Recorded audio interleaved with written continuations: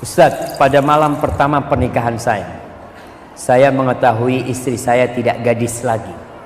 Saya melanjutkan pernikahan untuk menjaga aib dia dan keluarga dia di masyarakat. Tapi sampai saat ini sakit itu masih terasa terus. Mohon nasihatnya. Sakit apa nih? Sakit hati ya. Ma'asyiral muslimin wal muslimat rahimakumullah. Rasulullah sallallahu alaihi wasallam bersabda, kullu bani Adam khata'. Semua anak Adam itu berbuat salah.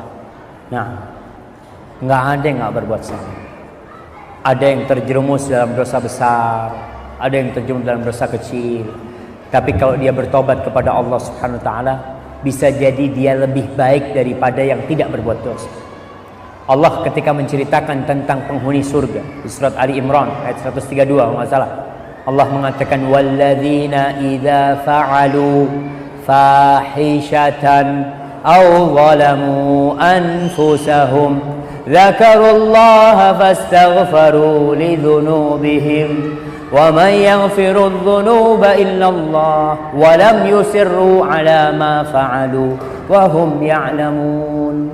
Kata Allah Subhanahu wa taala, penghuni surga adalah orang-orang yang ketika mereka berbuat dosa fahisyah, dosa besar, zina mungkin dia melakukan, atau mereka melakukan dosa-dosa kecil, mereka ingat kepada Allah, mereka kembali kepada Allah Subhanahu wa taala, dan dia berhenti berbuat dosa, tidak melanjutkan dosa-dosa itu, maka dia akan menjadi penghuni surga. Kalau istri kita tidak perawan lagi, mungkin karena dia dulu ya pergaulannya nggak benar, atau mungkin dia diperkosa, dia ditipu macam-macam, kemudian istri kita bertobat, cukup. Man taba taballahu alaih. Barang siapa yang bertobat, Allah akan menerima tobat dia. Kalau istri kita bertobat, dan itu akan menjadi kehormatan kita ketika kita menutupin aibnya, karena dia sudah tobat, dia sudah kembali kepada Allah Subhanahu wa taala. Al-Imam Ibnul Qayyim rahimahullahu taala, dia menjelaskan tentang ucapan seorang salaf. Sebagian salaf mengatakan, yang artinya ada dosa yang memasukkan hamba ke surga, dan ada ibadah yang memasukkan hamba ke neraka. Kok bisa? Kata beliau menjelaskan, ada orang yang berbuat dosa kemudian dia menyesali perbuatan dosanya. Dosa itu menghantui dia, ada di depan mata dia, terus dia takut dengan dosa itu, takut nggak diampuni sama Allah. Dia terus beramal, mendekatkan diri kepada Allah, sampai akhirnya dia masuk surga.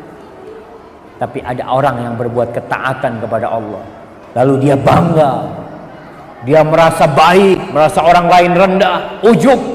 Akhirnya ujub dia, kebanggaan dia dengan ibadah itu membuat dia masuk neraka.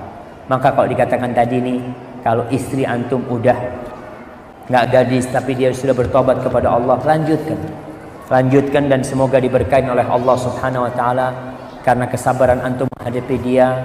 Dan si wanita itu juga harus berterima kasih kepada suaminya yang menjaga kehormatan dirinya dan tidak membuka aibnya. Tapi kalau istri kita udah nggak perawan tapi masih nggak tobat, ya jangan, hati-hati.